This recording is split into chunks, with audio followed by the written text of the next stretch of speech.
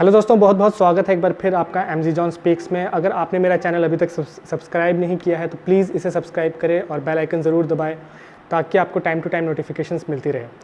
दोस्तों, आप जानते हैं 2014 से पहले हम सबके दिमाग में एक चीज़ डाली गई थी कि हम कोई ना कोई ख़तरे में हैं।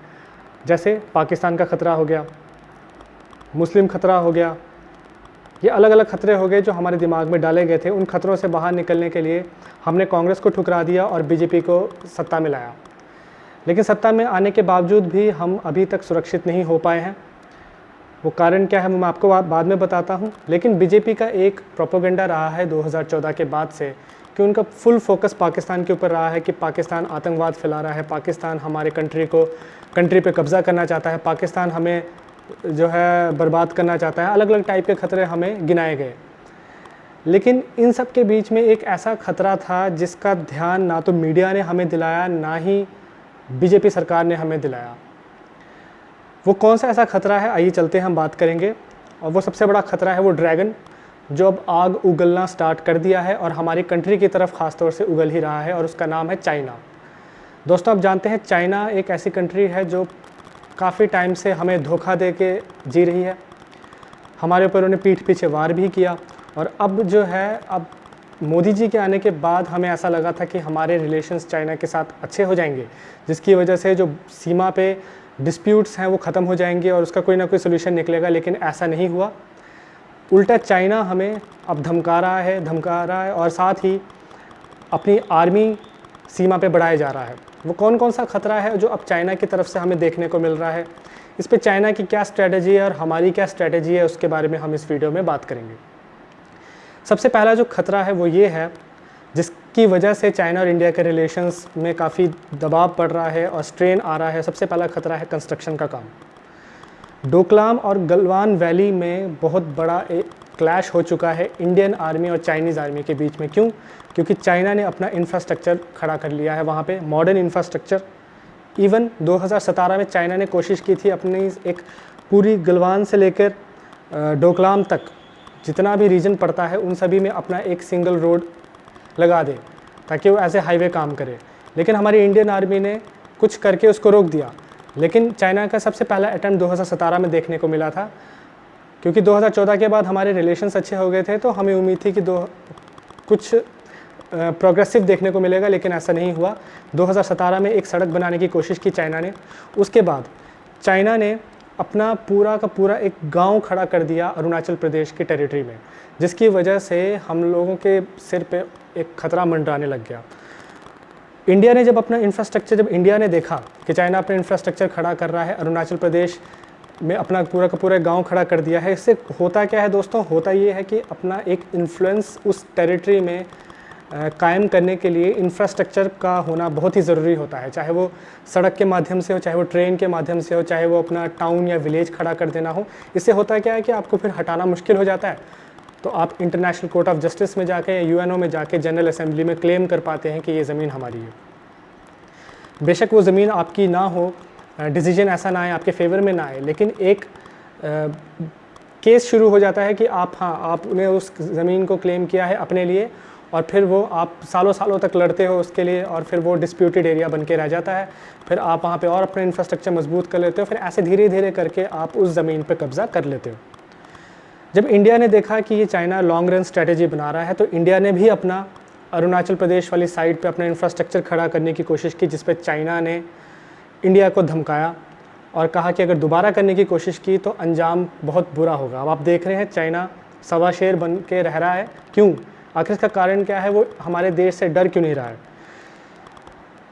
2018 से लेकर 19 के बीच में इंडिया ने 1505 किलोमीटर की रोड बनाई, जो कि सबसे रिमार्केबल स्टेप था ये इंडिया की तरफ से 2018 से लेकर 2019 के बीच में।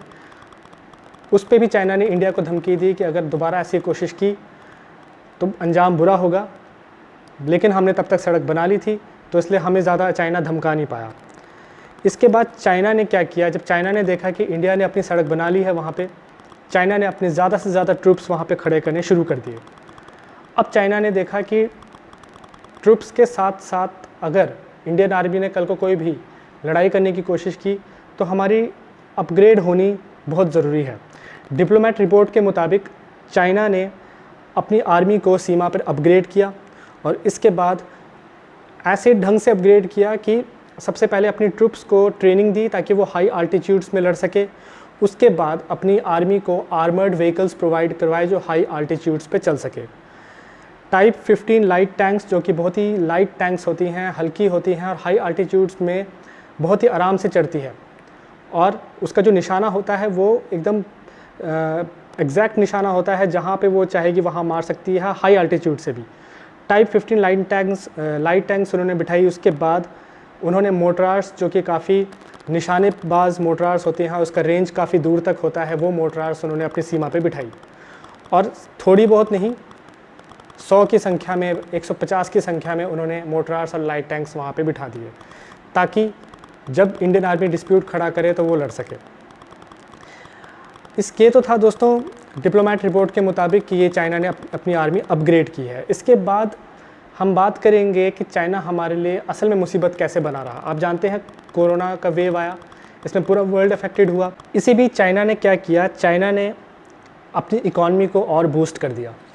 चाइना ने अपना ट्रेड को और बढ़ा दिया। चाइना को कोई फ़र्क नहीं पड़ा। चाइना का ट्रेड उस साल काफ़ी हाई चला गया। ये फॉरेन पॉलिसी की रिपोर्ट कहती है कि चाइना का जो ट्रेड था वो दिन ब दिन और इंक्रीज़ हुआ, जिसकी वजह से उनको बहुत प्रॉफिट हुआ और कोरोना काल में भी उन्होंने बहुत अच्छा कमाया। अब चाइना के जो पॉकेट्स हैं वो भर चुके हैं, लेकिन उसी दौरान हमारे देश के साथ क्या हुआ, हमारा देश कोरोना काल से जूझ रहा था। जब सेकेंड वेव आया, हमने वार फ्रंट पे वैक्सीन नहीं लगवाई, जिसकी वजह से आज हम ये भुगत रहे हैं कि हम लोग रिसेशन में चले गए हैं। हमारे यहाँ इकोनॉमिक क्राइसिस आ गया है। अब हमारे पास वो क्षमता नहीं रही कि हम चाइना का मुकाबला कर सके इकॉनमी में। इकॉनमी सबसे बड़ी चीज़ होती है। इसमें अगर आपने कोई भी चीज़ जैसे अपनी आर्मी को अपग्रेड करना है, अपने जीडीपी को इम्प्रूव करना है, तो इकॉनमी बहुत मैटर करती है। यहाँ पे पैसे होंगे तभी आप कुछ कर पाएंगे, लेकिन हमारे पास अब पैसे नहीं हैं। चाइना ने वो एडवांटेज दिया। चाइना के पास अब काफ़ी इकॉनमिक बूस्ट चाइना को मिला है। चाइना के पास बहुत पैसे हैं, चाइना की जेब पूरी भरी हुई है। तो ये फॉरेन पॉलिसी की रिपोर्ट के मुताबिक चाइना को कोरोना काल में कोई इफेक्ट नहीं हुआ, बहुत थोड़ा इफेक्ट हुआ। चाइना ने पहले ही वुहान में कंट्रोल कर लिया और उसके बाद अब पूरा का पूरा देश जो है इकोनॉमिक बूस्ट पे चल रहा है। तो ये कैसे हुआ, ये भी एक सवाल है। इसके बाद चाइना ने एक और काम किया। चाइना ने लद्दाख में अपना जो स्टेटस को था वो चेंज करने से मना कर दिया। उसने कहा कि हम लद्दाख से अपना स्टेटस को चेंज नहीं करेंगे, चाहे जो मर्ज़ी कर लो। मतलब वहाँ की सरकार टस से मस्त होने नहीं मांग रही है। एक और बात बता दूं आपको, 600 स्क्वायर माइल्स चाइना ने लद्दाख में आके कब्ज़ा कर लिया है और वहाँ पे इवन जब सैटेलाइट से देखा गया तो वहाँ पे उन्होंने अपने बंकर खड़े कर लिए हैं, आर्मी बेस बना लिया है, जिसकी वजह से चाइना अब लद्दाख में भी मजबूत हो रहा है, अरुणाचल प्रदेश में भी मजबूत हो रहा है, गलवान वैली में भी मजबूत हो रहा है। गलवान वैली में इंडिया का थोड़ा डोमिनेंस है क्योंकि गलवान वैली में आर्मी वहाँ की बहुत एक्टिव है। लेकिन हमारा सरकार का रोल कहाँ पे है, क्या कर रही है सरकार, वो मैं आपको बताता हूँ। सरकार का काउंटर स्ट्रेटेजी क्या रहा 2020 और 2021 में, उन्होंने ऐप्स बैन कर दिए। दूसरा, बॉयकॉट कर दिया कुछ गुड्स को, सभी को नहीं, सभी नामुमकिन है क्योंकि इतने गुड्स चाइना से हमारे यहाँ पे सेल किए जाते हैं कि उसको हम रोक नहीं सकते। तो कुछ गुड्स बॉयकॉट किए। अब जानते हैं चाइना जो है वो इकॉनमी है, आज की आने वाली डे में वर्ल्ड पावर बनने वाला है चाइना, जिस हिसाब से चाइना चल रहा है। तो उसमें चाइना का ऐप बैन कर देना, चाइना के गुड्स बॉयकॉट कर देने, फिर उसके बाद चाइनीज़ पार्टी जो गवर्नमेंट के कोई भी जो सेलिब्रेशंस होता था या गवर्नमेंट का कोई भी इवेंट्स होता था उसमें चाइना को रिस्ट्रिक्ट कर दिया कि वो ना आए। मतलब ये किस टाइप की स्ट्रेटेजी है मुझे तो समझ में नहीं आया, क्योंकि ऐप्स बैन कर देने, गुड्स बॉयकॉट कर देने, इतनी बड़ी इकॉनमी है चाइना और उसको ये सब पे क्या इफेक्ट मिलेगा।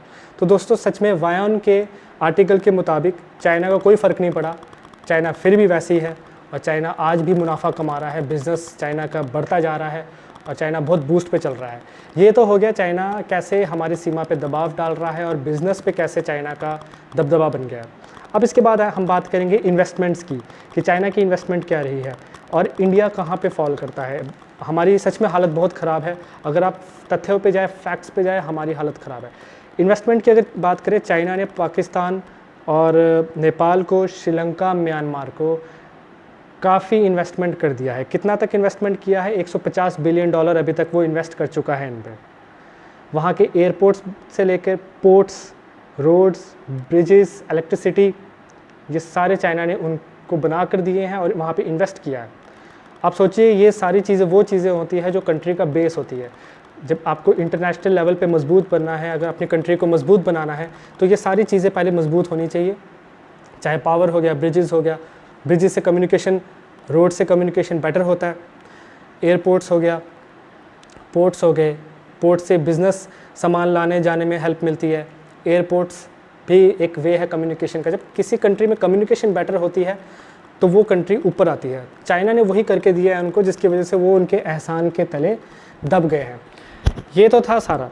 अब चाइना ने किन किन को, हर एक अलग अलग कंट्री को, जो हमारी नेबरिंग कंट्रीज़ है इंडिया की, सबको अलग अलग तरीके से अपने कर्ज़े में डुबोया हुआ है। पाकिस्तान को कर्ज़े में डुबोया हुआ है, बांग्लादेश में स्टॉक एक्सचेंज में बहुत सी इन्वेस्टमेंट करके $1 बिलियन इन्वेस्ट करके उसको अपने कर्ज़े में रखा हुआ है, श्रीलंका में पोर्ट्स बना के उसको अपने कब्ज़े में रखा हुआ है, और दूसरे कंट्रीज़, नेबरिंग कंट्रीज़ में इन्वेस्टमेंट्स करके, इन्हीं पोर्ट्स ब्रिजेस में इन्वेस्टमेंट करके उनको अपने कर्ज़े में रखा हुआ है। इसी के साथ चाइना ने दूसरे कंट्रीज़ में भी अपनी आर्मी बेस बनाई है, जिसका पूरा एक डिटेल मैं आपको अगले वीडियो में बताऊंगा। लेकिन इंडिया का इस पर क्या काउंटर स्ट्रेटजी रहा है? इंडिया का सिर्फ यही रहा है कि वो अपनी डिफेंस को ही मजबूत करने में लगा हुआ है। लेकिन लॉन्ग रन स्ट्रेटजी क्या है इंडिया की चाइना को काउंटर करने के लिए? वो अभी तक बाहर नहीं आई है। यहाँ तो सरकार ने बाहर आने नहीं दिया, या वो उनका कोई स्ट्रेटजी रहा ही नहीं है कि वो बाहर लाए। तो ये सारी चीज़ें हैं कि चाइना ने अपनी कंट्री को एक वर्ल्ड पावर बनाने के लिए लॉन्ग रन और वर्ल्ड वाइड स्ट्रेटजी लेके चल रहा है। और एशिया में पहले भी वो नंबर 1 था, हम नंबर 2 थे। कहीं ऐसा ना हो कि वो पूरे वर्ल्ड में नंबर 1 बन जाए और हम देखते रह जाए। तो ये सारे फैक्ट्स मैंने आपके सामने रखे। मुझे उम्मीद है आपको इन्फॉर्मेशन पसंद आई होगी चाइना की स्ट्रेटजी वर्ल्ड पावर बनने के लिए। अगर मेरा इन्फॉर्मेशन आपको पसंद आया तो दोस्तों प्लीज़ सब्सक्राइब करें और मेरे चैनल को सपोर्ट करें, और ऐसे ही इंटरेस्टिंग इन्फॉर्मेशन मैं आपके सामने लाता रहूँगा। Thank you.